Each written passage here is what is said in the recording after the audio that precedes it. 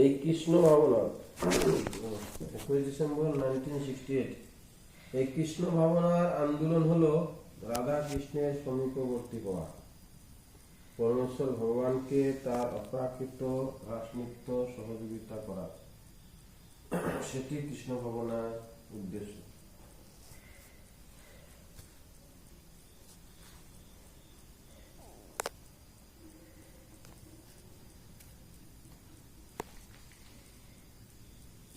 সবাই রাসনৃত্যে সহযোগিতা করবেন। তো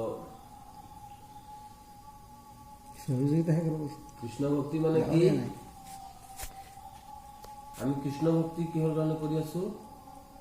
ভগৱানক মানে আমি ভগৱানৰ ভক্তি কৰি ভগৱানৰ নাম শ্ৰৱণ কীৰ্তনৰ মাধ্যমেদি আমি ভগৱানৰ ওচৰত চাপি যাই আছো, লাহে লাহে আগুৱাই যাই আছো, পিছুৱাই আছো নেকি? পিছুৱাই যোৱা নাই। এল পি পাছ কৰি এম ই স্কুল পাছ কৰি হাই স্কুল, তাৰপিছত কলেজ, হাই ছেকেণ্ডেৰী, কলেজ, তাৰপিছত ইউনিভাৰ্চিটি, এনেকৈ আগুৱাই যাব লাগিব না। তো আমি ৰাধা কৃষ্ণৰ ওচৰত আগুৱাই যাই আছো ভক্তি কৰি কৰি, সমীপৱৰ্তী হোৱা, তেওঁৰ ওচৰত যাই পাব লাগিব।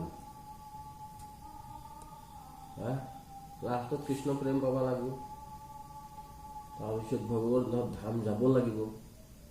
টিকেট পাই যাওঁ, কৃষ্ণ প্ৰেম পাই গ'লে তো টিকেট পাই গ'লো না, তেতিয়া ভগৱানৰ ধামত যাব পাৰিম। তো কৃষ্ণ ভক্তিৰ দ্বাৰা আমি কি কৰি আছো?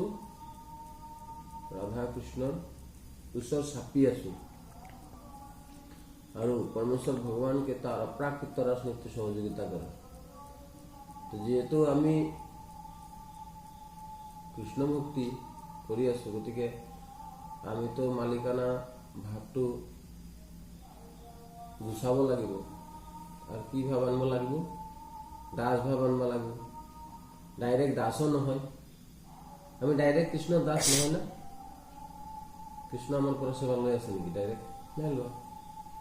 গতিকে যিসকলৰ পৰা কৃষ্ণই সেৱা লৈ আছে তেওঁলোকৰ দাসত্ব কৰিব লাগিব। তো আমি হৈছো গোপী ভৰ্তা পদকমলম দাস অনুদাস অনুদাস। তো আমি গোপীবিলাকৰ দাস হ'ব লাগিব। গোপীবিলাকৰ দাস হ'ব লাগিব। বৃন্দাবনত যিবিলাক শুদ্ধ গোপী আছিল, যিসকলে কৃষ্ণক লাভ কৰিছে, তেওঁলোকৰ পদাংক অনুসৰণ কৰিব লাগিব।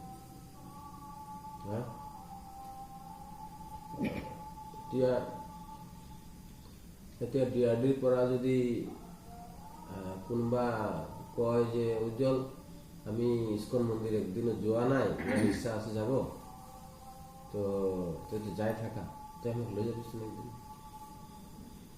তো যোনে চিনি পায় ইস্কন মন্দিৰ, তাৰ পিছে পিছেহে মানুহ যাব, হয় ন?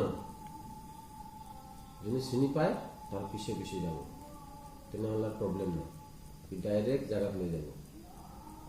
আৰু যদি অচিনাকি মানুহ চিনি নাপায়, একবাৰ যাব বেবাৰ ঘাটৰ ফালে, একবাৰ যাব এই বাছন্তিঘাট খাৰপুটীয়াৰ ফালে, তাৰপিছত নাই ইয়াতে ইস্কন মন্দিৰ থাকে বুলি আমি গম নাপাওঁ, আমি ইস্কন মন্দিৰ আছে বুলি মই নাজানোৱে বুলি ক'ব। ইহঁতে গমেই নাপায়।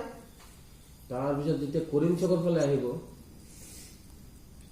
দোকান চোকানত সুধিলে ক'ব ইস্কন মন্দিৰ এইফালেদি যাওক, এই পানী টেংকি কণে ভৱনৰ পিছফালে পাব। তেনেকে বহুত ঘূৰিব লাগে অচিনাকি মানুহৰ পিছে পিছে গ'লে। আৰু জনা মানুহৰ পিছে পিছে গ'লে একে ডাইৰেক্ট।